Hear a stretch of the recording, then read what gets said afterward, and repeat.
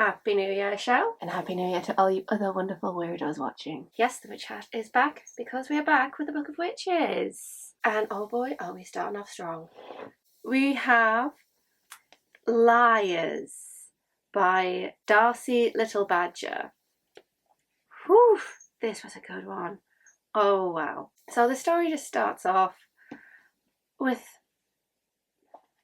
And once again, I have forgotten the name of the protagonist. Geordie. Oh my god.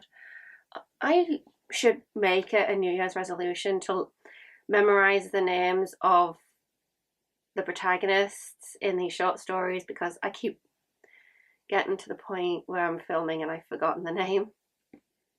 Maybe that's what I'm going to work on this year. Memorize the name of the protagonist we are following. Oh boy. When I say we're starting off strong, I'm not starting off strong, but the story's strong. Anyways, so we have Geordie, who is just in a poker competition at the moment. It's just about to play a poker game. And that's all the setup is. And she's just like eyeing up Pete. And Pete looks like he's a bit nervous and jittery and like a rookie player. But she sees through that. He's just pretending to be a rookie. And we're just like in the waiting room. And then she pulls up at the table when it's ready. And then we're in a bar after she has won. And Pete sits down next to her. She's also texting in a group chat called The Coven, because they seem to have got something in common, this group. They don't know, they've not met, but they are chatting with each other for a very specific reason. And she tells Pete this, because he's sat down next to her and he is just asking, how'd you win? And so she tells him about the mysterious woman. The mysterious woman is what her coven have in common with each other. Despite not knowing each other, they have all met this mysterious woman. And she tells him about how she just won a game of Uno against this mysterious woman. But instead of accepting the £20 winnings, the woman had offered her something else. And it's something that a woman like her would need, whatever that means. And so she shakes this mysterious woman's hand and accepts the boon of a magical power. Every lie she tells, people will believe it, which is great for a poker player, because the moment she sat down at that poker table, she basically says, oh, wish me luck, every hand I get is always terrible. And just, we are getting this story.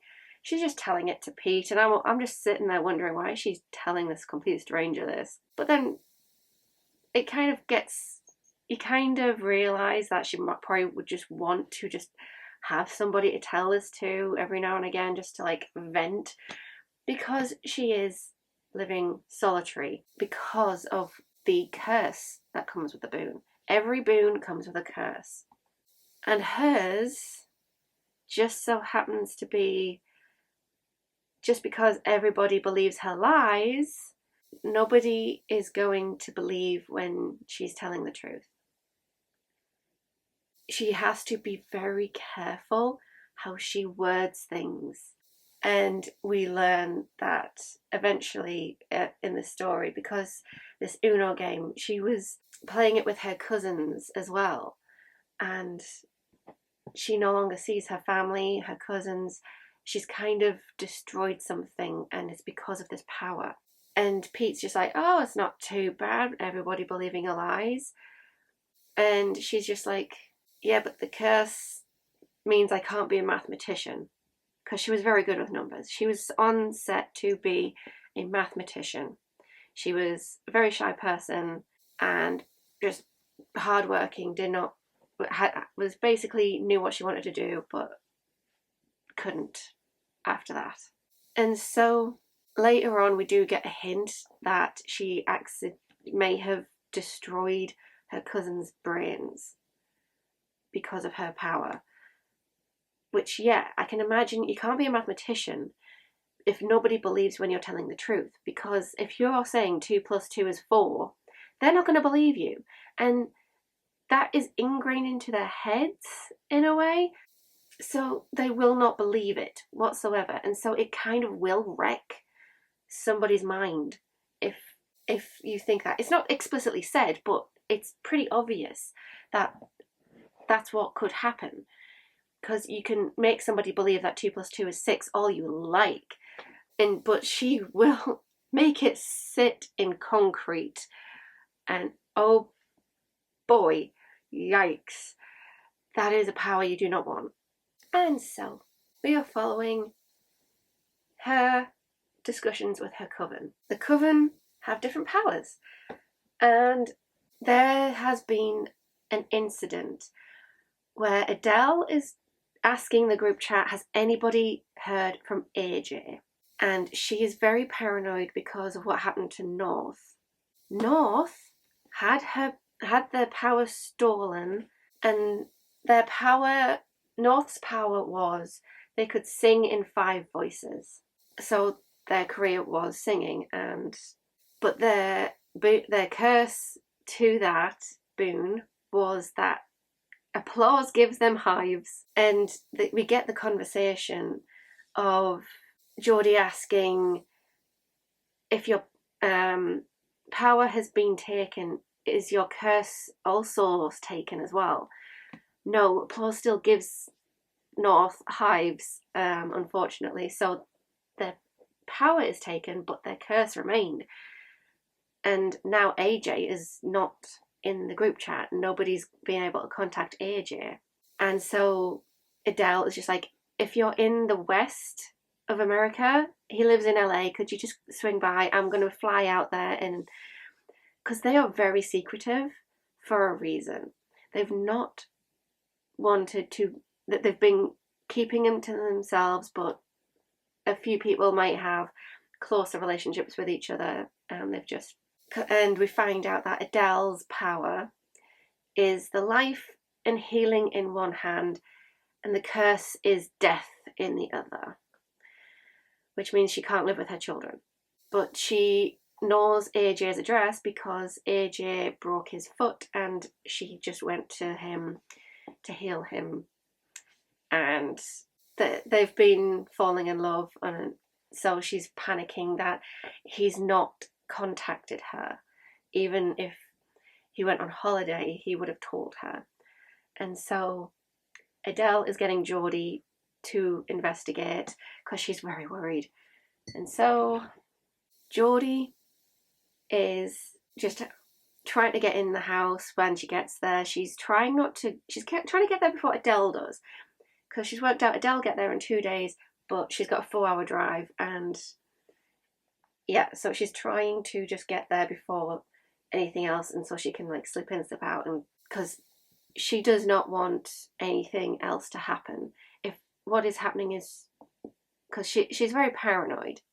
Well, they're all kind of paranoid at this point, but she finds AJ.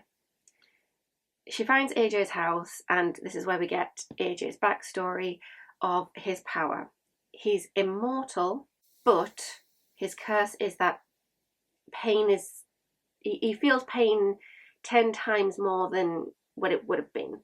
So a broken bone is pretty bad in normal cases, but 10 times more pain. Yikes. And so she sees non-slip pads on the stairs. She sees foam around the banister.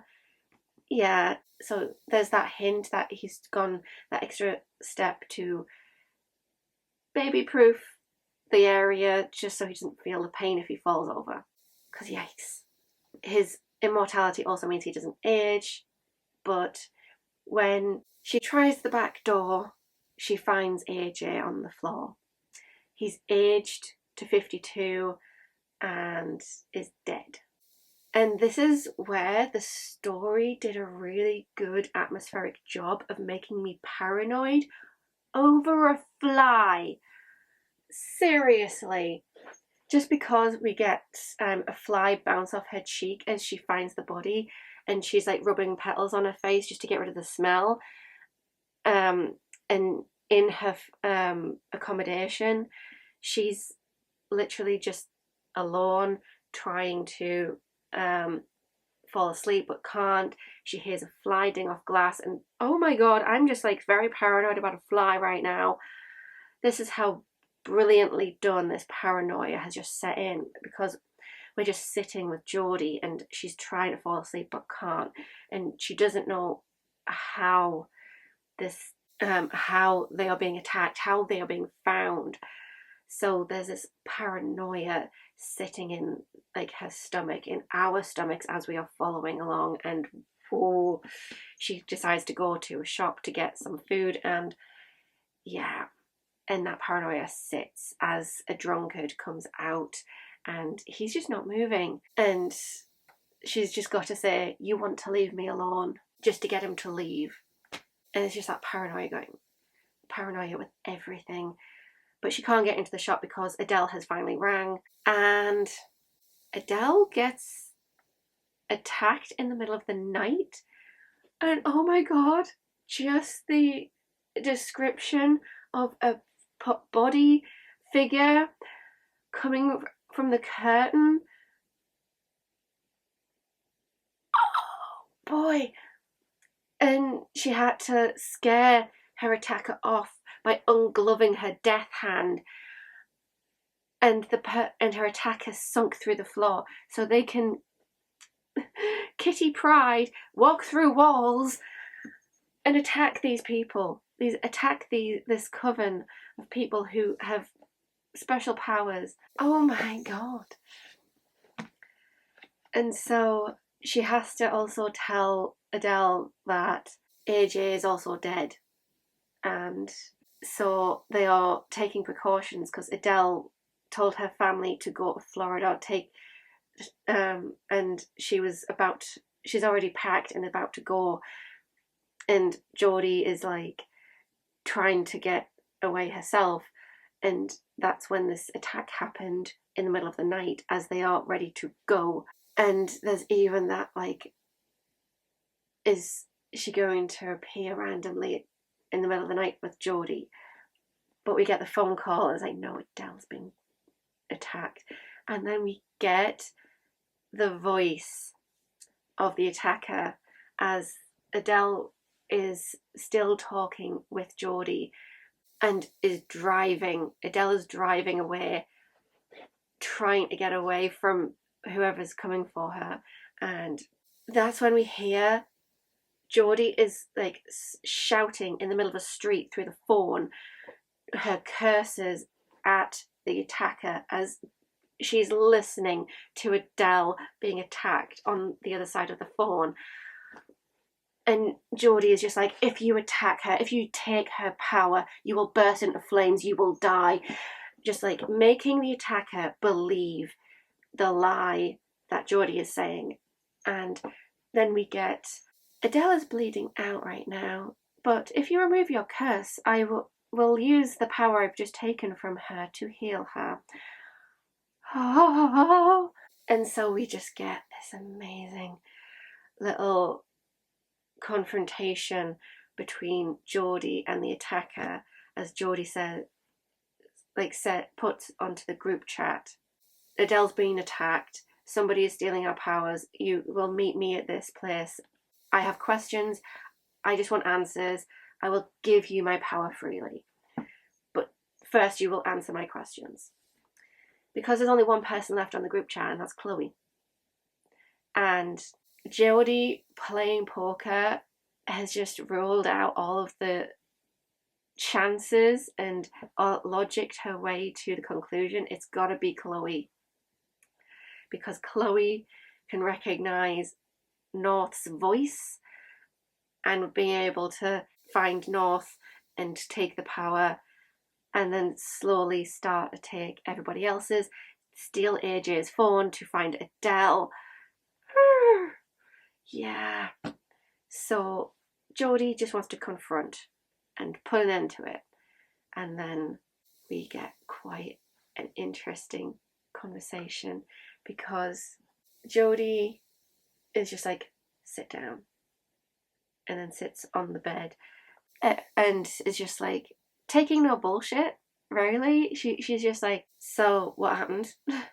And Chloe is just like, I didn't actually mean to kill AJ because AJ had a genetic heart condition, and so having the pain come back to, so experiencing 10 times as much pain and fear of being attacked caused a heart attack, should not have died.